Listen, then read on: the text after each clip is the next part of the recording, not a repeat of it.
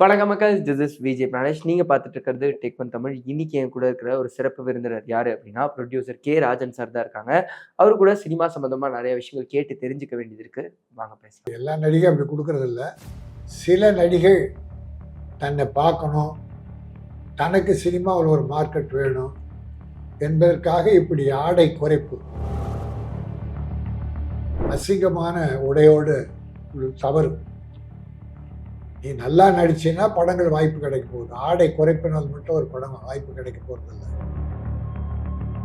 அதனால நடிகைகள் நாகரிகமான உடை உடுக்க கத்துக்கணும். அப்ப அவங்க நம்ம படங்களை பார்க்குறாங்களே, அதனால ஒரு அதனால அசிங்கமான ஆடையோடு பேட்டி கொடுப்பதை தவிர்ப்பது நல்லது. அட்லிக்கெல்லாம் அறிவுரை சொல்ல விரும்பல. தமிழ் படம் பொறுத்த வரைக்கும் நான் சொன்னேன்.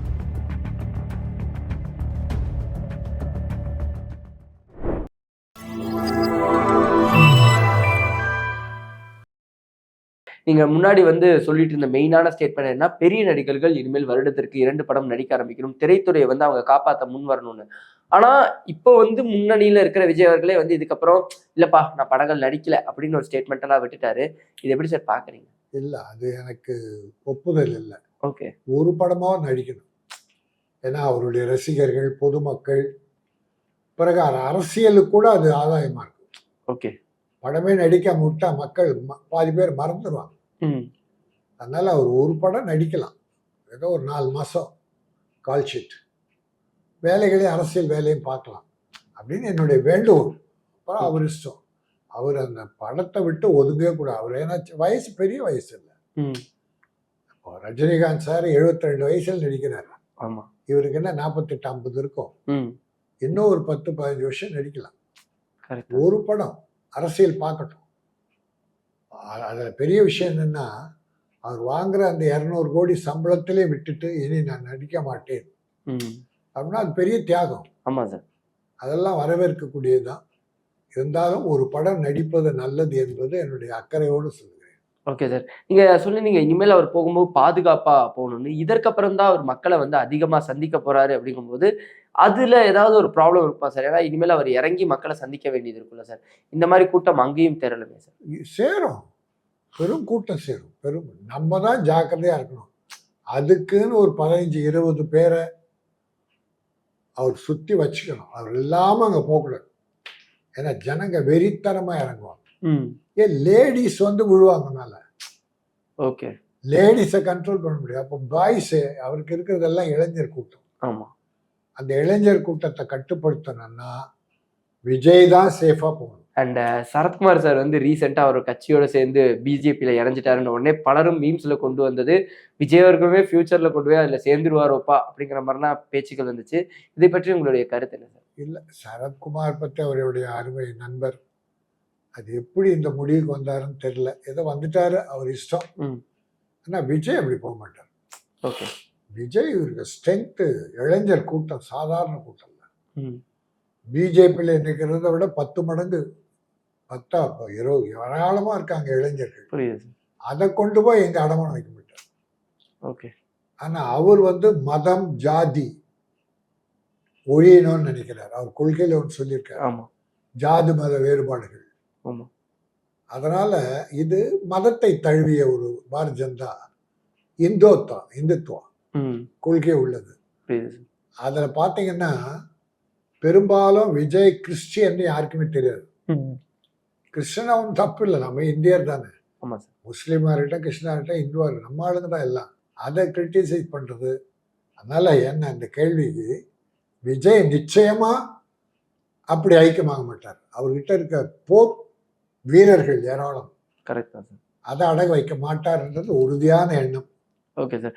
அண்ட் நீங்க சொல்லிட்டு இருந்த மாதிரி ரஜினி அவர்கள் ஒரு பெரிய நடிகராக இருந்தாலுமே தொடர்ந்து அவருடைய ஓட்டம் இப்பவுமே அதிகமாயிட்டே இருக்கு. ஈவன் ஜெயிலரோட வெற்றிக்கு அப்புறம் கூட தொடர்ந்து 2 படம் கமிட் ஆகிறாரு, உடனே நடிச்சு முடிக்கணும்னு நினைக்கிறாரு. இந்த ஒரு விஷயத்த எப்படி சார் பாக்குறீங்க? வேகமா வேலை பார்க்கிறாரு, வேகமா வேலை பார்க்கறாரு. எனர்ஜி இருக்கு, அதனால உழைக்கிறார். நல்ல விஷயம். ரஜினி போல எல்லாரும் உழைக்கணும். கால் ஷீட்டு கொடுத்தா பெர்ஃபெக்டா இருப்பார். ஷூட்டிங் ஸ்பாட் நேரத்துக்கு 1 மணி நேரம் முன்னால் இருப்பார்.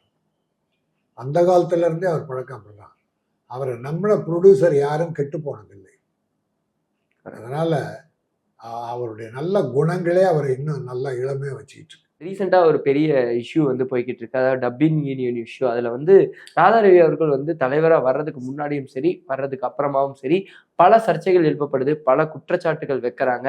ஈவன் ஒரு சிலர்லாம் பெண்கள் சேஃப்டி பத்தி எல்லாம் குற்றம் சொல்றாங்க. இது எப்படி சார் பாக்குறீங்க இந்த ஒரு விஷயம்? ராதாரவி நீண்ட காலமா அந்த டப்பி யூனியன்ல இருக்காரு. அவர்கிட்ட எல்லா மெம்பரும் நல்லா தான் இருந்தாங்க. இது இந்த குற்றச்சாட்டு எனக்கு தெரியல.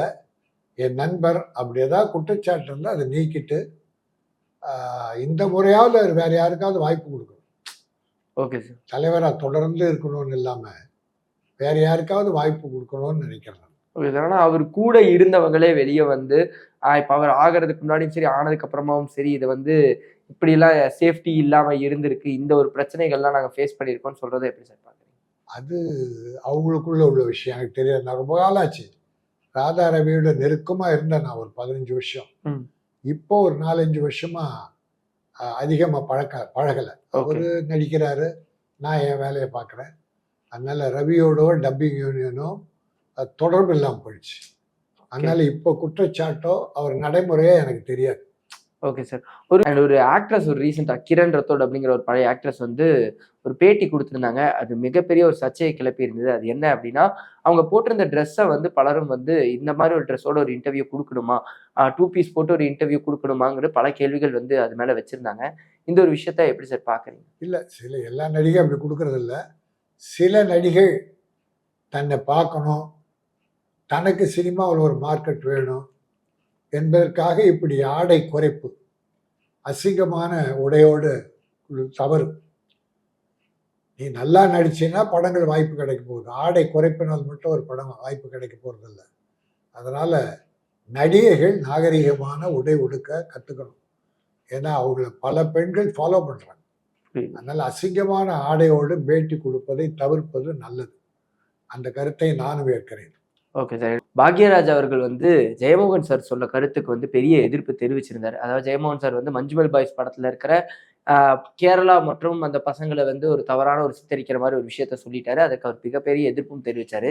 இந்த ஒரு விஷயத்த எப்படி சார் பாக்குறீங்க? ஜெயமோகன் சார் சொன்ன கருத்தை எப்படி எடுத்துக்கிறீங்க? ஜெயமோகன் என்ன சொன்னாருன்னு தெரியாது எனக்கு. ஓகே. என்ன சொன்னாரு? கேரளா பசங்க எல்லாருமே குடிப்பொறுக்கிகள் அந்த மாதிரி ஒரு வார்த்தையை வந்து அதெல்லாம் தப்பான வேலை. அதை விட இங்க மோசமா காட்டுறாங்க. ஒரு நல்ல படத்தை கேரளா டைரக்டர் எடுத்து அனுப்பியிருக்காரு. புரியுது சார். அதை தமிழ்நாடு கொண்டாடுது. அதனால பாக்யராஜ் ஆடியோ ஃபங்க்ஷன் முன்னால் சொல்லும் போது நானும் இருந்தேன். அதாவது அப்படி வேற்று மொழிக்காரர்கள் நம்ம கேவலப்படுத்தக்கூடாது. தமிழ்நாடு வந்தாரை வாழ வைக்கணும் பேர் எடுத்துட்டோம். நாம அந்த நல்ல படங்களை வரவேற்போம். அதே போல நம்ம படங்களும் அங்கே ஓடுது. இப்போ விஜய்க்கு அவ்வளோ பெரிய ரசிகர் இருக்காங்க, அஜித்துக்கு அவ்வளோ பெரிய ரசிகர் கேரளாவில் இருக்காங்க. எல்லா நடிகர்களுக்கும் அங்கே ரஜினி சாருக்கு ஏராளமான ரசிகர் இருக்காங்க. அப்போ அவங்க நம்ம படங்களை பார்க்குறாங்களே. அதனால ஒரு ஒரு மாநில வாரியா மொழி வாரியா யாரும் தரக்குறைவா பேசுறது தவறு. அதனால ஜெயமோகன் சொல்லியிருந்தா அது தவறு. பாக்யராஜ் ஒரு எழுத்தாளர் யூனியன் தலைவர் என்றதில்ல, பாக்யராஜா சொல்றேன்னு சொன்னாரு. பாக்யராஜ் கருத்தை நான் ஏற்கிறேன். Okay sir. அந்த அட்லி அவர்கள் பற்றி நம்ம தொடர்ந்து முன்னாடியே வந்து பேசினது உண்டு. அவர் வந்து ஒரு டிஸ்கஷன்ல இருக்கிற மாதிரி அவர் பையன்ட்டு அந்த சஜஷன் கேட்குற மாதிரி வீடியோ எல்லாம் கூட வெளியாயிருந்தது. அவருடைய படம் வந்து ஜவான் மிகப்பெரிய வெற்றி அடைஞ்சது. அதற்கு முன்னாடி கூட நம்ம பேசியிருந்தோம். அவர் இந்த மாதிரி விஷயங்களை தவிர்க்கணும், ஷூட்டிங் கொஞ்சம் வேகமா நடக்கணும், ஒரு சில செயல்களை அவர் தவிர்க்கணுங்கிறதெல்லாம் நீங்க பேசியிருந்தீங்க. இப்போ வந்து பாலிவுட்டே அவர் பின்னாடி இருக்குங்கிறத ரன்வீர் வந்து அவர் வெளியே சொல்லியிருந்தாரு. கிட்டத்தட்ட பாலிவுட் அட்லிக்கா வெயிட் பண்ணுது அப்படிங்கிறத. இனி அவர் எப்படி சார் படம் பண்ண ஆரம்பிக்கணும்? இது எந்தெந்த தவறுகள் நீங்க சரி பண்ணணும்னு நினைக்கிறீங்க? இல்ல நம்ம அட்லிக்கெல்லாம் அறிவுரை சொல்ல விரும்பல.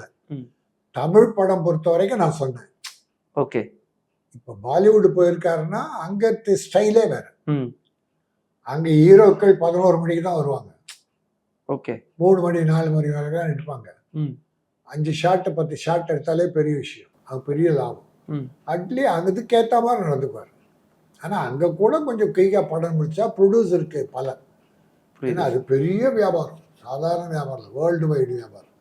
அதனால அட்லி தமிழன் அங்கே பாலிவுட்டில் போய் இப்படி ஒரு நல்ல பெயர் ஜவான் படங்கள் பண்ணு வெற்றி பெற வைத்ததிலே எனக்கு மகிழ்ச்சி, பாராட்டுக்கள்.